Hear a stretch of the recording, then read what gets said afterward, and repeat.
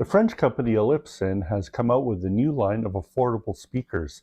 These here are the bookshelves of those models. It is called the Horus 6B, and I'm here to talk all about it, and let's see if it's right for you. Let's get into it.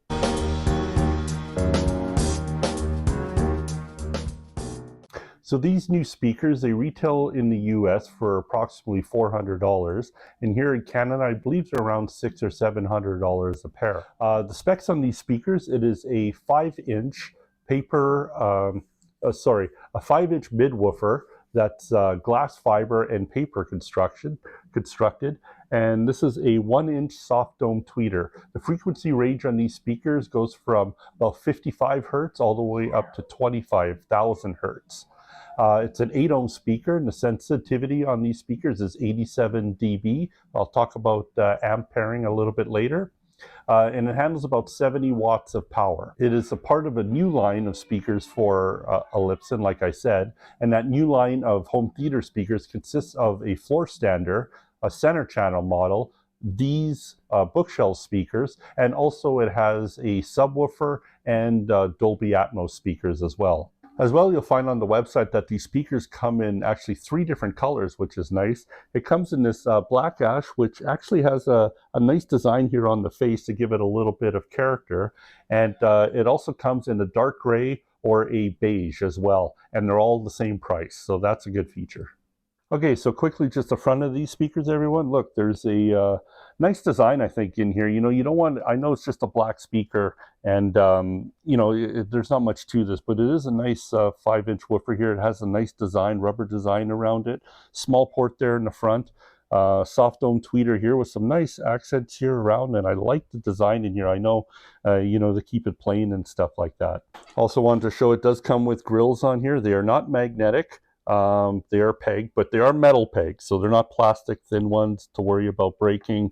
You just slip them on like that, and actually it kind of finishes it off. It's a nice look. Okay, now I'll let you know what I paired these Elipson 6B speakers with. Starting off with primarily, I think, with an amplifier that everyone would pair it up with kind of with this price of speakers. So the NAD 316B, which has about 45 watts of power. I used it with these, and the sound quality was very good with it. I'll speak about that a little bit later. I also paired it up with my Iota VX PA3 amplifier, and I preamped that with actually an Elipson preamplifier. I also paired up the Elipsons with my reference amplifier right behind me here, the Unico Primo amplifier, which has about 85 watts. Built into it, which retails for probably $3,000, so I know it's overkill for this. All of these amps provided plenty of power to drive these Elipson speakers. None of them had any issue at all. Obviously, as you went up in the amplifier range, according to price, it did scale a little bit better. You got a little bit more dynamics, a little bit more bass with it. But I think that any entry-level amplifier that's about, you know, $500 or even a little bit less, $400 to $500, would drive these absolutely no problem. Wattage, you probably want at least 40 to 50 watts to get these speakers really singing. But everything that I tried sounded really good with these speakers. All right, now as far as the overall sound quality of these speakers, I'd say overall this sound is very easy to listen to. It's easy to drive. Everything was kind of, I would say that Elipson kind of voiced these speakers so that it would play with a lot of range of music, you know, easy to drive with the amplifiers that you chose, and it was a very easygoing, open, airy sound. For speaker placement with these, though, I think to get the best bass out of it, because it doesn't have too much bass in it. I mean, it's only 5-inch woofers, but to get a little bit more bass on it, I'd say place these a little bit closer to the wall. We're talking about probably 30 or 40 centimeters from the wall. You'll get a little bit better bass response from it. If you push it out too much, like I normally have my other speakers in here, the bass kind of, it goes away. Like it really kind of thins out the bass. There's not much at all. You want to place these definitely closer to a wall to get a bit more punchiness if that's what you're into. So just getting into a little bit deeper into the bass, once we placed it closer to the wall, it did have really good texture to the bass. It was fairly punchy with most music. You know, I play a lot of R&B, so a lot of bass heavy tracks, and it sounded very good. Even when I pushed the volume up a little bit further, I thought these had a pretty good bass presence. Now, if you really want to, you know, listen to dance music and really have, you know, and you're really into bass, unless you use a sub with these probably won't get as deep as you would like them to get. These speakers are more about an open, airy presentation with good mids and decent treble on it.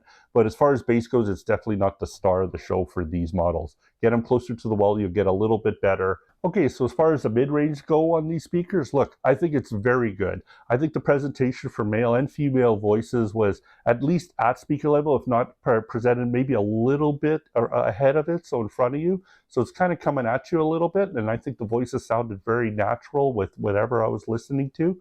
Whether it's male or female, I think everything sounded very good, very articulate. I could hear everything. With female voices, it never got harsh at all. Again, with the soft dome tweeter, I think it really rolls off quickly, and you could tell that. That's the way that it was tuned by Elipson, so that's a good thing.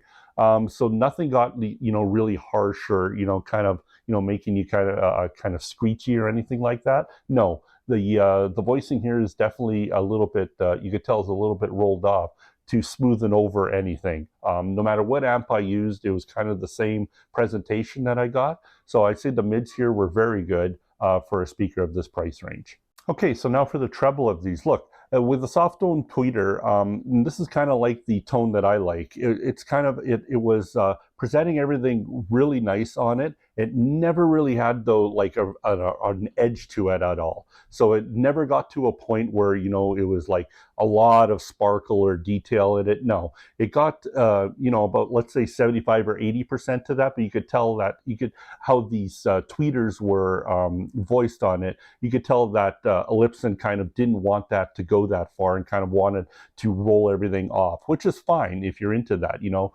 people who don't need all the detail in their music, you know, the sparkle and treble was just enough for my tasting, but it never got to that exciting level or high detail that, say, you would get out of, like, you know, a Kef R3 Meta or something like that, or something with like a metallic tweeter. No, these are voiced to, you know, play with a lot of different music and a lot of tastes, and, you know, it just never gets to that real detailed level. But I didn't feel like I was missing anything either. So when I was playing music, I was having a great time listening to everything. If you're listening to something very closely and you want to hear every last detail, these definitely aren't the speakers for you, and it shouldn't be at this price point. These are more of an easy, forgiving speaker that just kind of play it and just let the music roll. Okay, now I'll quickly just go over the soundstage and imaging. Look, I think these were really good. You know, I played, you know, some clips, and my test track for that is I always play a Chocolate Chip Trip.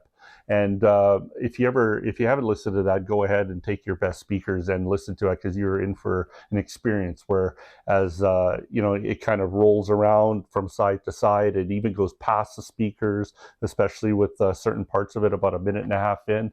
And most speakers that I use, they do that very well. These ones did it very well. Not as good as like some higher end speakers that I've been reviewing lately. I'm thinking of, you know, the higher end Kef R3 Metas, the Triangle 40th anniversary. But hey, those are $3,000 speakers. These are about $500, give or take, right? Okay, just to quickly go over now the best pairings for this, the best amp pairings that I had for, like I said, I went over them before. And to me, I think most people are going to go with about a $500 amplifier, $500 to $1,000 amplifier with this. And to me, from what I've used, I really enjoyed using it with the NAD316B. I think it's a great pairing with these. It got really loud. It played everything really well. It had enough detail, enough bass, I think, to satisfy most people for this kind of budget. Now, if you really wanted to scale it up, you know, the Unico Primo, my reference model here, was really good as well. Gave more detail, more bass, and as you went up to like the Unico 150, I mean, that's just killer amp in there. But I mean, the laws of diminishing returns, I mean, you're not going to use a $7,000 amp with $500 speakers. I get that. So I think primarily with the NAD amp, or say like a Cambridge Audio model, I think would do really well with this. The Iota VX SA3 would do really good with this one. So yeah, those type of budget type amps would definitely pair great with these Elipson Horus B speakers. All right, just quickly go over a speaker comparison. So the only other speaker that I have in here, well, actually I have a couple. So I have the Triangle Bro 3 speakers, which retail for about the same as this. A little bit different speaker, slightly bigger, has a 6-inch woofer compared to 5-inch, but also the Klipsch RP5000. I think that was the closest match to these speakers. They both present kind of an airy type sound, wide open sound. The vocals are in front of you a little bit. Now, the biggest comparison I think is with the treble on it. So because it's horn loaded on the Klipsch, is that you're going to get quite a bit more detail in there. You know, the highs are going to be a bit more crispy, more not analytical, but I'd say more fun, more of a party speaker. For this one, those things are definitely rolled off, more laid back. Definitely better for a wider range of music. I'd say these speakers, where the Klipsch are, I think, better for rock and roll. Bass on it, actually, the Klipsch's play probably a little bit deeper, but the bass quality is probably a little bit better textured on these ones, I would say. And the mids, I think, are pretty close for what I heard. They both sound great. They're articulate. You know, I like the mid-range on both speakers. So it's just kind of a flavor that you'd like better. So if you want to listen to, if you listen to different types of music and stuff like that, from jazz, R&B, rock and roll, these might be the better all-arounder. The Klipsch's to me are more for more of a party speaker, I'd say. You know, not maybe as great for string music, but better for, you know, rock music probably. So that's kind of the comparison that I'd give there. So it's all about the tone and flavor that you prefer. Okay, to conclude, to wrap these up with the Elipson Horus 6B speakers, I think it's a great entry-level speaker for Elipson. I know that they were kind of lacking that, where their, you know, first bookshelf speaker started at around $1,000 or so, so they needed something more entry-level. And like I said, for these, about you know, $400 or $500 in the US and about $600-700 in Canada. I think for about that price range, it's a very good speaker here. If you're going to use it in home theater, like I said, they have everything you need for matching floor stander, center, subwoofer, that stuff for these. If you're going to use it in a 2-channel thing, you could expect a good presentation, good value for the money. It's very good with a wide range of amps, and it sounds good with a wide range of music as well. So, you know, if you're in the market for entry-level speakers, check these out, these Elipson Horus B. I think they sound very good for the money. I'd like to thank the people again at Altitudo Audio who let me borrow these speakers. I'll leave their link below again. Check it out. They have some new stuff in stock. Also, a lot of stuff on sale and on clearance as well. So definitely, you know, when you go into their website, check it out. If you have any questions, you can email or call them. They'd be more than happy to help. Even if you have a question regarding, you know, different equipment, your systems and stuff like that, if you're having trouble with technical stuff like too much bass or not enough bass or whatever, Lean would be happy to speak with you. So definitely give them a call. They've been a lot of help, even answering my questions, and great source of information there. So definitely check them out. Until next time, guys, you know, have a lot of fun, listen to the music, and keep on smiling. Thank you.